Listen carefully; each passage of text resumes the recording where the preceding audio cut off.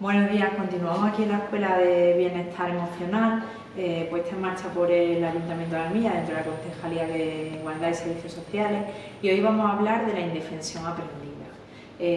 Yo antes que nada lo que sí me gustaría hacer una diferenciación, ¿vale? Y dentro de los vídeos que venimos trabajando sobre las emociones, este sería ya el último. Entonces, recordad que hemos hablado del estrés, hemos hablado de la ansiedad y hemos hablado del miedo, y ahora por último vamos a hablar de la indefensión aprendida. La indefensión aprendida, a diferencia de las emociones anteriores, tengo que destacar que no es una emoción, es una condición, es un estado psicológico, es decir, es algo que se prolonga mucho más en el tiempo, que podemos hablar de etapas, no de acontecimientos puntuales. Entonces vamos a intentar dar una explicación a por qué hay veces o periodos de nuestra vida en los que nos sentimos de una determinada manera y a partir de ahí pues estamos como incapacitados para la acción, ¿no? Bueno, pues la indefensión aprendida es la condición en la que un individuo se inhibe, es decir, deja de dar una respuesta ante un acontecimiento aversivo o desagradable. Es tener la sensación de que no podemos hacer nada para cambiar lo que está ocurriendo, y es más, es que hagamos lo que hagamos, nada va a tener un resultado positivo, con lo que pasamos a la inacción. Esa sería la respuesta, ¿vale? No es que no demos una respuesta, sino que la respuesta que damos es una respuesta negativa, es decir, dejamos de hacer nada. ¿Por qué? Pues porque hemos aprendido que a través de otras circunstancias en el pasado hemos puesto en marcha mecanismos que no nos han dado ningún efecto y ahora pues pensamos que lo que tenemos que hacer es aguantarnos, ¿no? Resignarnos y no hacer nada. Esto parte de unos estudios que se empiezan a hacer con animales en el año 67, en el que se empieza a ver cómo animales sometidos a conductas que no son predecibles en el tiempo empiezan a desarrollar una actitud de indefensión, ¿no? Una actitud de sumisión, de bueno, aquí estoy, que me pase lo que me tenga que pasar, yo no puedo hacer nada para cambiarlo. Y no solamente ocurre en ese momento en el que el animal está en la situación que no puede controlar, sino que se va extendiendo a todos los demás ámbitos de su vida. A partir de ahí, Seligman, que define la indefensión aprendida como el estado psicológico que se produce frecuentemente cuando los acontecimientos son incontrolables, considerando un acontecimiento incontrolable como algo que no podemos cambiar independientemente de lo que hagamos, empieza a aplicarlo también a las personas y empieza a intentar con esta situación darle explicación a muchas situaciones, ¿no? A muchas circunstancias que han rodeado a las personas y que nosotros a lo mejor como agentes externos pues podríamos pensar cómo estando en esa situación no hace nada para cambiarlo. Hablamos, por ejemplo, de situaciones de guerra, de las situaciones de campos de concentración o del Holocausto, que ahora visto desde fuera, a lo mejor como nos han traído las películas, podemos pensar, ellos eran mayoría, porque nadie hacía nada, porque nadie se la jugaba, porque nadie intentaba cambiar. Pues justamente se descubrió que era por este fenómeno, porque habían aprendido que hicieran lo que hicieran no podía cambiarse la situación, entonces lo mejor era no hacer nada. Vamos a profundizar un poquito más en esto y sí que me gustaría que vierais un videocuento que vamos a dejar a continuación que lo explica mucho mejor, ¿vale? Cuando yo era pequeño me encantaban los circos y lo que más me gustaba de los circos eran los animales. Me llamaba especialmente la atención el elefante, que como más tarde supe, era también el animal preferido por casi todos los niños. Durante la función, la enorme bestia hacía gala de un peso, un tamaño y una fuerza descomunales. Pero después de la actuación, y hasta poco antes de volver al escenario, el elefante siempre permanecía atado a una pequeña estaca clavada en el suelo con una cadena que aprisionaba una de sus patas. Sin embargo, la estaca era solo un minúsculo pedazo de madera apenas enterrado unos centímetros en el suelo, y aunque la cadena era gruesa y poderosa, me parecía obvio que un animal, capaz de arrancar un árbol de cuajo con su fuerza, podría liberarse con facilidad de la estaca y huir. El misterio sigue pareciéndome evidente. ¿Qué lo sujeta? ¿Por qué no huye? Cuando yo tenía 5 o 6 años, todavía confiaba en la sabiduría de los mayores.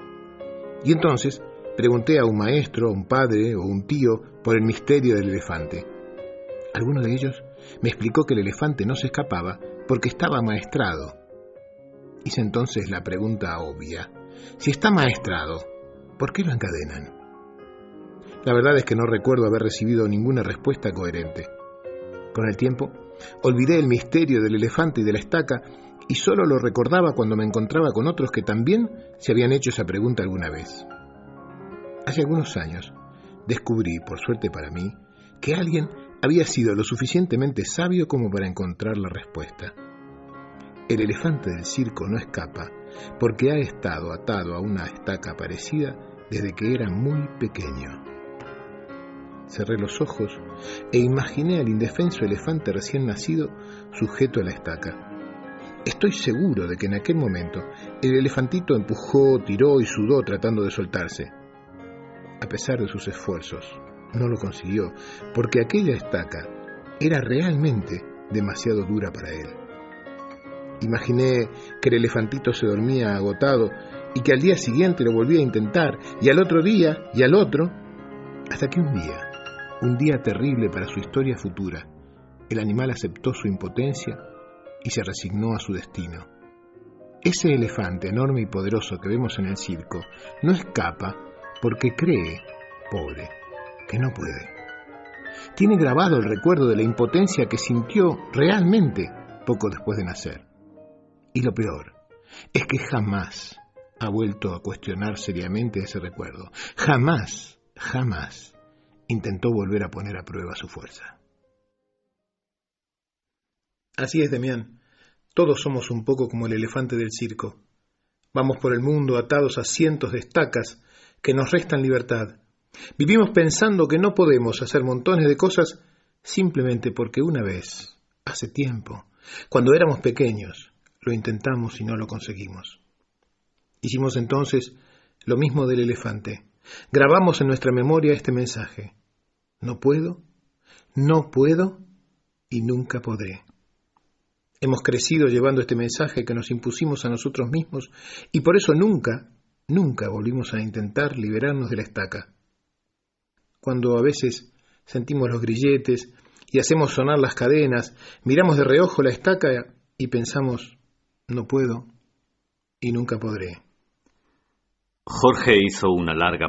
Como hemos visto en el cuento, nosotros estamos constantemente rodeados de estacas. Tenemos un montón de estacas que hemos puesto a nuestro alrededor, a las que estamos atados. Es decir, son condicionantes de nuestra vida, que no son otra cosa que creencias limitantes. Las creencias limitantes es aquello que nosotros consideramos cierto, que pensamos que es inamovible y que no hacemos nada para cambiarlo. Pero se nos olvida la parte fundamental, es decir, claro que hay cosas que yo en un pasado no pude superar, pero es que ahora no somos la misma persona que éramos la semana pasada, el año pasado, hace 10 años, cuando a lo mejor intentamos ponerle remedio a esa situación y no lo conseguimos. Entonces hemos dejado de intentarlo y nos hemos anclado a ello como si fuera una realidad. Tenemos que intentar empezar a cuestionarnos ese tipo de cosas. A cuántas estacas estamos atados y a cuántas queremos permanecer atados. Y cuántas de ellas en realidad son inamovibles, ¿vale? Para eso vamos a seguir hablando de la indefensión. ¿Por qué se llama indefensión? Pues porque es una situación en la que nosotros estamos indefensos, ¿vale? No podemos hacer nada para cambiarla. ¿Por qué aprendida? Pues porque no hay nada. Porque a esto nos ha llevado el tener la experiencia de en su momento haber intentado hacer algo pero no haberlo conseguido, como el elefante del videocuento, es decir, intentó y no consiguió el cambio y a partir de ahí se queda grabado como que ya no podemos hacer nada. Si intentara ahora, fijaros, la diferencia sería abismal, es decir, sí que conseguiría deshacerse de su estaca, ¿no? Deshacerse de su cautiverio, pero no lo consigue porque su creencia de que no puede es más fuerte que su voluntad. Entonces a nosotros también nos pasa eso y es lo que tenemos que intentar desechar, porque no tiene sentido que estemos atrapados en algo de lo que podríamos ir fácilmente, porque estas cosas que nos atrapan, estas creencias limitantes, normalmente son muy dañinas para nosotros y no nos hacen bien, con lo que tenemos que intentar avanzar y salir de ellas. Vamos a ver cómo podemos hacerlo. Esta situación de indefensión es muy común que se dé en casos relacionados con violencia, es decir, cuando nosotros hemos estado sometidos a una violencia pues del tipo de acoso escolar, acoso laboral, violencia familiar o intrafamiliar, violencia machista, cuando a lo mejor también hemos sido niños muy sobreprotegidos, que no hemos tenido, no hemos sido capaces de ver las consecuencias de nuestros actos porque no nos han dejado, ¿no?, tener ese patrón de respuesta. Pues entonces como que no sabemos integrar las cosas que van pasando y a partir de ahí desarrollamos una conducta que no nos deja avanzar.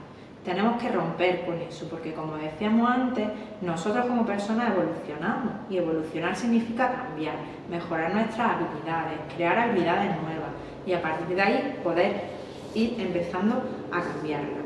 Vamos a poner un ejemplo para que veáis cómo la indefensión aprendida es algo que ocurre y que nos ha ocurrido a todos en muchas situaciones. Imaginaros una pareja de amigos, un grupo de amigos, ¿vale? 4 o 5, que están en un restaurante cenando y de repente hay un chico, Juan, con el que se sienta en la mesa y parece que los de la mesa de al lado como que empiezan a murmurar y a reírse de algo de él. Y el resto de comensales, el resto de compañeros le dice: oye Juan, ¿y por qué no haces nada, no? Y Juan responde, me dice: bueno, porque se meten conmigo siempre y ya está, yo estoy acostumbrado, es algo que me pasa. Probablemente Juan en su momento haya sido víctima de algún tipo de abuso o de algún tipo de acoso. No tiene que ser nada grave, ¿vale? Algo que se haya prolongado en el tiempo, alguna vez que algún compañero se rió de él o algún primo se metió con él y eso como que no acabó de superarlo, pero él entendió que en ese momento hizo algo y no funcionó y ahora como que no merece la pena, ¿no? Entonces entra a hablar de conducta absolutista. A mí esto me pasa siempre, yo esto no lo puedo cambiar y me resigno. ¿Qué hago? Bueno, pues ya está, paso página, lo dejo estar. Cuando los actores que estamos fuera, como hablábamos al principio, sí que es verdad que seríamos más capaces de decir: oye, pues dile algo, pues pararle los pies. Pero esa persona ya no tiene esa capacidad, porque hay muchos síntomas que están relacionados con la indefensión aprendida. Uno de los principales síntomas es el miedo incontrolable a que nos pasen cosas malas. Es decir, como hay situaciones que hemos dicho de indefensión que nosotros no podemos predecir, pues estamos esperando constantemente que algo nos ocurra. Entonces vamos como en alerta. El miedo activa otras diferentes componentes físicos y cognitivos, como hemos visto en el vídeo anterior, que hacen que vayamos alerta. Ocurre de manera paralela pues pensamientos de fracaso, de derrota. No puedo, da igual lo que haga, esto no va a cambiar. Entonces, a partir de ahí, pues también me genera una cierta conducta de ansiedad. Acordaros que hablábamos de que la ansiedad es algo que nos prepara como para hacer algo, ¿no? Entonces empezamos como a tener taquicardia por si necesito tener más ritmo cardíaco, más capacidad pulmonar, se tensan los músculos, pero a la vez mi cuerpo se bloquea y no doy una respuesta. Entonces tengo ahí una confusión cognitiva y orgánica de que tengo el cuerpo preparado para salir corriendo, pero a la vez tengo la cabeza bloqueada, es decir, que entramos ahí en una confusión que lo único que al final desemboca es en un pesimismo y en una inacción de decir: bueno, pues ya está, me siento, me escondo, me hago pequeñito y no hago nada, ya pasará. Y el ya pasará nunca es una buena alternativa, ¿vale? Fijaos si es fácil inducir el sentimiento de indefensión aprendida y la falta de confianza en uno mismo, que incluso en adolescentes, en menos de 2 minutos, puede ocurrir. Vamos a verlo en el siguiente vídeo. This is an on-your-own activity, and just this is not to tax you. These are easy things. This is just to kind of get you feeling what we're going to go over. So everybody, if you would take out a short piece of paper.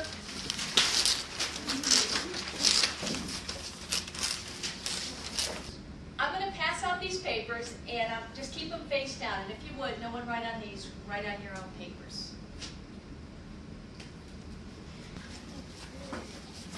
Keep them face down. Yeah.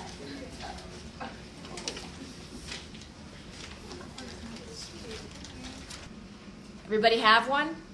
If you would, just do them one at a time, and I will tell you when to do them. Everybody turn it over. Just do your own work.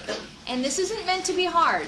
These are anagrams. Just do the first one only. Go ahead and solve it. An anagram is rearrange the letters to form a word. Just one. Just rearrange those letters to form a word.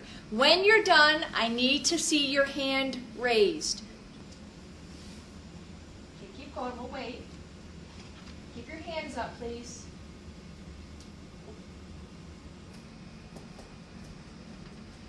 Just do number 1. Don't go on. Don't go on. This isn't meant to be difficult. Okay, put your hands down. Let's just go to number 2. Don't even worry about number 1. Go to number 2. Solve that one. Again, when you're done, I want to see your hands up. Everybody's hands down. We're going to go ahead and do number 3. For number 3, rearrange the letters, and as soon as you do, go ahead and put your hand up.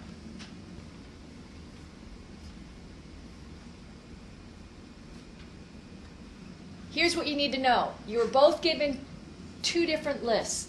This side of the room was given these 3 words. And left side of the room, here you go. They were given bat. What would the word be? The second one, they were given lemon. Brian, the word? Melon. Melon. They were easy. The trick here was both of you were given the third word, which was the same. The third word was cinerama, which was American. Your first 2 words on this side of my classroom were not solvable. They were impossible tasks. I'm sorry. I know, but here's what we did this for. I was able to induce something called learned helplessness in the left side of the room very easily within about 5 minutes.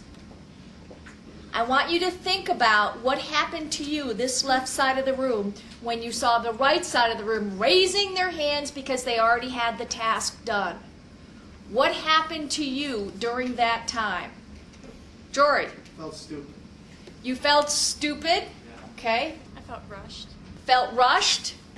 Joelle? I was even more confused. You were even more confused because they all got it and you were still struggling. Chelsea? Frustrated. Frustrated. What happened by the time you got to the third word? Because I'm here to tell you, this side of the room is not significantly more intelligent than this side of the room. That was a random assignment. So what happened to show the differences? Why did you have more of a difficult time with the third word, which was the exact same word? Brian? My confidence was shot. What you experienced was a term called learned helplessness. How many have heard of the term before? Let me see your hands. Habéis visto que es súper fácil, ¿no? Que una persona con 2 palabras directamente que dejan de poder hacer bien, pierde la confianza y dejan de intentar hacer una tercera. Imaginaros las veces que nos ha podido pasar esto a lo largo de nuestra vida, imaginaros las veces en las que nosotros estamos atados a cosas que pensamos que no podemos superar. Entonces, ahora que ya tenemos claro el cómo ocurre, el cómo podemos desmontar todo esto que nos va atrapando, ¿no? Entonces, ¿qué es lo bueno de esto? Pues que como estamos hablando que es algo aprendido, ¿cómo lo podemos cambiar? Pues desaprendiéndolo, aprendiendo cosas nuevas, es decir, tenemos que borrar el aprendizaje anterior que no nos sirve para nada, que incluso no es adaptativo, y crear un repertorio de conductas nuevas que se impongan a esas que ya pensamos que tenemos aprendidas. Tenemos que contrarrestar las creencias irracionales, ¿vale? Siempre no me va a salir todo mal, siempre no voy a ser de lo peor, siempre no me van a ocurrir las peores cosas, ¿vale? Y tenemos que abandonar, como hablábamos antes, el absolutismo. Nunca he podido, nunca me sale nada bien, yo no soy bueno, las cosas buenas no me pasan a mí, porque nada está en términos absolutos. Es verdad que habrá habido circunstancias en las que esto haya sido así, pero también habrá otras muchas circunstancias en las que esto no haya sido así. Entonces necesitamos tener contraejemplos, tener situaciones en las que yo pueda ver que cosas no me salen bien, pero que también hay otras cosas que me salen bien, con lo que tengo que volver a intentarlo una y otra vez, ¿vale? ¿Qué tenemos que hacer también? Pues cambiar el discurso interno, es decir, a mí me gustaría que todos pensáramos si somos capaces de hablarnos igual a nosotros mismos con nuestra voz interior de lo que le hablamos a los demás. Si nos hablamos con el mismo cariño, con el mismo respeto, con la misma empatía, con la misma comprensión, eso es lo que tenemos que conseguir. Yo no puedo estar constantemente autocastigándome y pensando, claro, si es que eres un inútil, claro, ¿cómo te va a salir bien? ¿Has visto? Si es que eres un fracasado.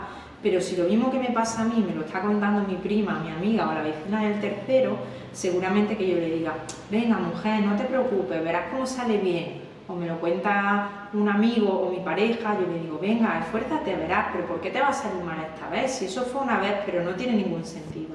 Entonces tenemos que empezar nosotros a tratarnos con toda la delicadeza con la que tratamos a los demás. ¿Eso qué hace?